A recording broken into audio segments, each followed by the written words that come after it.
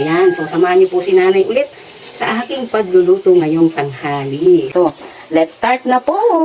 Mainit na ang ating kawali, lagyan na natin ng mantika. Ayan. Ayan, unahin natin ang ating talong. Prito. Ayan.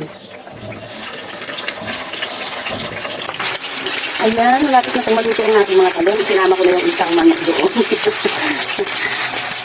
Kasi sa mga talong mas gusto nila yung nag-brown. Ayan. Ayan. Utay-utay na po naluluto ang ating talong. Hanguin na natin. Brown na yan. Gusto nila brown.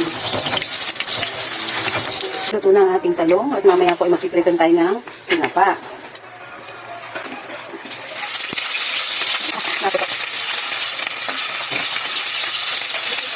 Lapit na silang maluto. At pagkatapos po nito ay magigisa na tayo ng kamatis. Luto na po ang ating tinapa. At tayo naman po ay magigisa ng kamatis. Ayan. Ngayon po ay gagamit naman po ako ng used oil. Yun po ay pinagprituhan ng manok. Ayan. Para hindi po masayang ang ating mantika. Ayan. Pag nagisa tayo ng kamatis, dapat po maraming mantika. Lagyan natin ng bawang. Lagyan na natin ang ating sibuyas.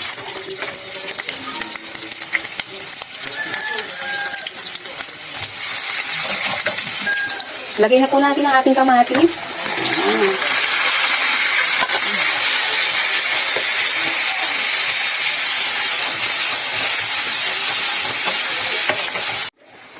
Malambot na ang ating kamatis.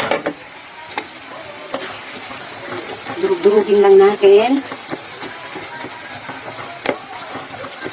Laan natin ang apoy.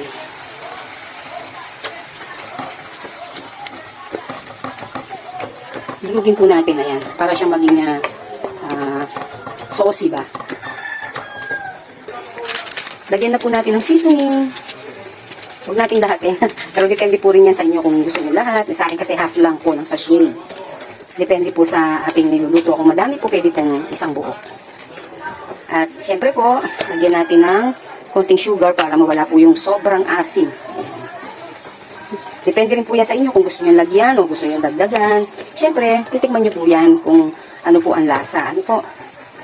Hindi po maganda yung sobrang tamis niya. Yung tama lang po dapat. Ayan po, lagyan na natin ang ating binating itlog. So, ayan. So, ayan po, luto na ang ating ginisang kamatis. Pwede na po tayong kumain. Salamat po sa panonood. At ayan po, nakaluto na uli si nanay ng ating masarap na tanghalian. Ito po yung ating isda. Meron po tayong pritong talong at may nag-iisang manok.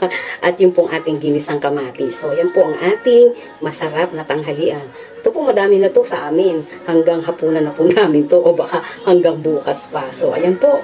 Maraming salamat po sa panonood ninyo.